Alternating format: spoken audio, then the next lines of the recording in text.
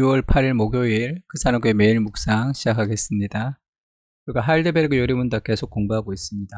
인간의 비참함, 그리고 우리의 구원, 그리고 구원에 대한 감사로서 10계명 계속 공부하고 있습니다.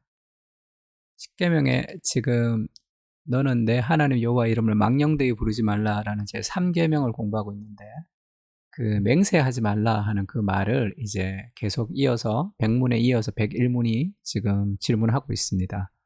그렇다면 하나님의 이름으로 경건하게 맹세할 수는 있습니까? 답할 수 있습니다. 정부가 요구하는 경우, 법의 선서, 성경을 가지고 선서하고 이런 거 있죠. 혹은 하나님의 영광과 이웃의 복을 위하여 신뢰와 진리를 보존하고 증진하는 데 꼭 필요한 경우에는 맹세할 수 있습니다. 이런 맹세는 하나님의 말씀에 근거하고 있기 때문에 구약과 신약의 성도들도 이것을 옳게 사용해 왔습니다. 맹세하지 말라라는 그런 말씀에 어떤 맹세도 해서는 안 되나, 그래서 그 맹세하지 않을 수도 있는데, 그거는 이제 너무 율법을 문자적으로 이제 해석을 하는 경우죠. 경건하게 맹세할 수 있다, 그렇게 얘기합니다. 그 문자적으로 해석한다는 것은 그 문자적이지 않은 내 마음대로 해석할 수 있는 것의 반대 말이 아니라, 성경을 문자적으로 해석한다는 것은 성경 안에 있는 문자이지만 그 문자 속에 있는 하나님의 의도가 있죠. 하나님의 마음이 있습니다. 그것을 배제한 채 문자 그 작고 그 자체로 이해하는 것이 그런 어려움이 있는 거죠. 마태복음에 보면 나는 너희에게 이르노니 도무지 맹세하지 말라, 이렇게 맹세하지 말라는 말씀이 있죠. 하늘로도 하지 말고 하나님의 보좌임이라. 땅으로도 하지 말라, 하나님의 발등상임이요. 예루살렘으로도 하지 말라, 이는 큰 임금의 성임이요. 내 머리로도 하지 말라, 이는 네가 한터럭도 희고 검게 할 수 없음이라. 오직 너의 말은 옳다 옳다, 아니라 아니라 하라. 이에서 지나는 것은 악으로부터 나느니라. 도무지 맹세하지 말라, 이렇게 얘기해서 어떤 맹세도 우리가 이제 해서는 안 된다, 이렇게 이제 해석을 하게 되면 성경에서 하나님이 말씀하시는 이 문맥과 의도를 파악하지 못하는 거죠. 자신의 유익을 위해서 뭐 내기했을 때 뭐 내기할 때 뭐 걸래 뭐 하나님의 이름으로 뭐 이런 식이 아니라, 지금 그런 경건하지 못한 그런 삶의 그 맹세에 대해서 얘기합니다. 문맥상 이제 그런 말씀을 하고 있는 거죠. 그 마태복음에 보면 예수님이 내가 율법이나 선지자를 폐하러 온 줄로 생각하지 말라. 폐하러 온 것이 아니요 완전하게 하려 함이라. 진실로 너에게 이르노니 천지가 없어지기 전에는 율법의 1.1획도 결코 없어지지 아니하고 다 이루리라.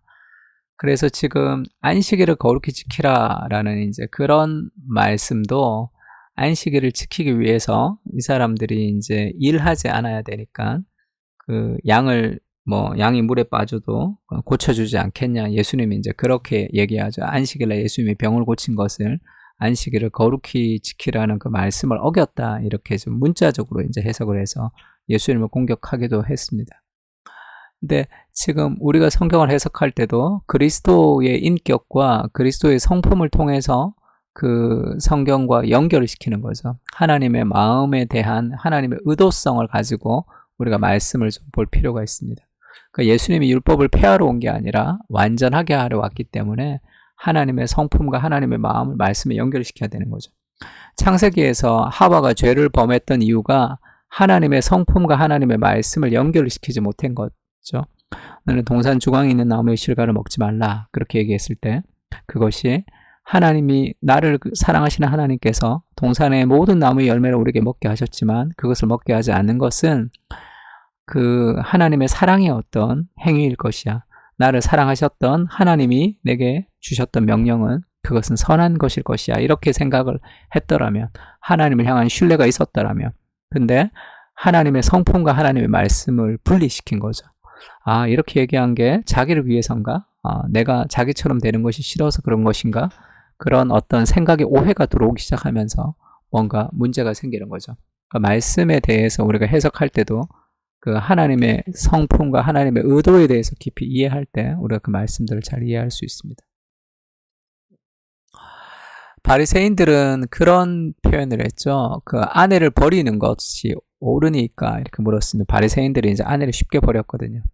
왜냐하면 모세가 이혼 증서를 써주라는 그런 이혼할 때는 이혼 증서를 써서 보내라 이제 그런 성경의 구절이 있기 때문에 모세가 이혼 증서를 쓰라고 했기 때문에 우리가 이제 함부로 이혼할 수 있는 그런 근거를 마련한 거죠. 근데 예수님이 그렇게 얘기합니다. 사람을 지으시니가 본래 그들을 남자와 여자로 지으시고 말씀하시기를 그러므로 사람이 그 부모를 떠나서 아내에게 합하여 그 둘이 한 몸이 될지라 하신 것을 읽지 못하였느냐. 그런즉 이제 둘이 아니요 한 몸이니 그러므로 하나님이 짝지어 주신 것을 사람이 나누지 못할지니라. 그러면 어찌 그 모세가 이혼 증서를 주어서 버리라 명하였습니까? 이렇게 얘기하니까 예수께서 이르시되 모세가 너희 마음의 완악함 때문에 아내 버림을 허락하였거니와 본래는 그렇지 아니하니라. 원래는 그것이 되지 않는 그 결혼이라는 언약을 하나님이 말씀을 하셨는데 이 당시에 이혼을 할 수 없다는 그 조항으로 그 여성에 대해서 어마어마한 그런 어떤 이 불이익이 있었습니다. 그래서 심지어 어떤 폭행이 있거나 그 다음에 함부로 하거나 노예처럼 부리거나 그런데도 그 남자로부터 벗어나지 못하는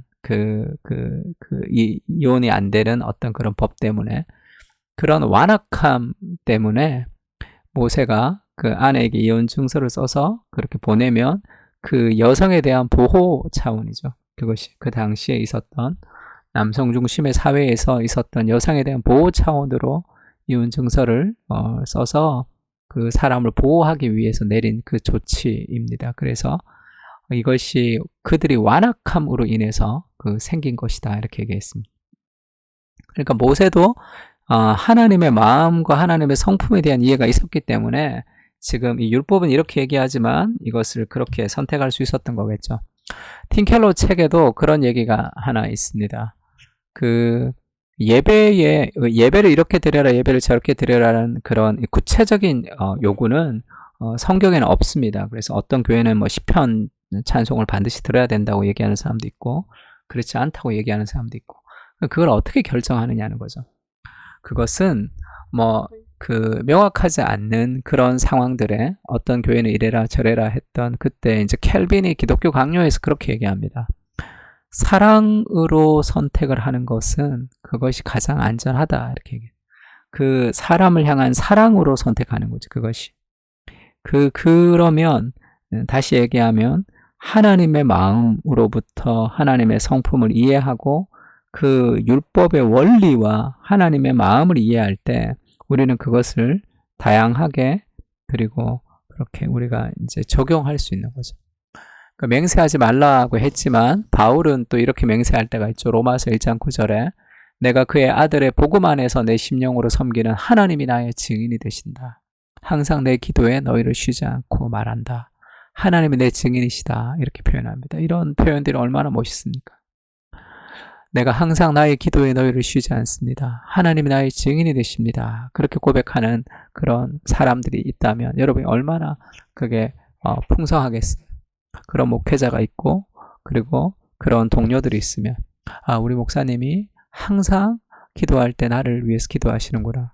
그리고 우리 교회 공동체가 항상 기도할 때 나를 위해서 기도하는구나 하는 그런 경건한 맹세들이 있는 게 얼마나 멋있어요. 또 빌립보서에는 이런 말씀도 있습니다. 내가 예수 그리스도의 심장으로 너희 무리를 얼마나 사모하는지 하나님이 내 증인이시니라. 그러니까 그런 이 경건한 맹세도 필요합니다. 그렇다면 하나님 이름으로 경건하게 맹세할 수 있습니까? 맹세할 수 있다는 거죠. 이웃에게 영광이 되고 하나님께 덕이 되는 그런 사랑 안에서 우리가 선택하는 것은 가장 안전하게 선택할 수 있습니다.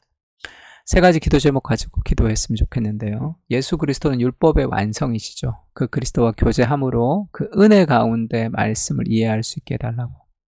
두 번째, 주의 말씀의 풍성한 이해를 통해서 선택하고 판단하고 그 자유로운 율법의 의미를 더 깊이 이해할 수 있게 해달라고. 세 번째는 그 사람들의 공동체가 경건한 맹세를 통해서 서로를 세워주는 공동체가 되게 해달라고. 그렇게 세 가지 기도 제목 가지고 같이 한번 기도하겠습니다.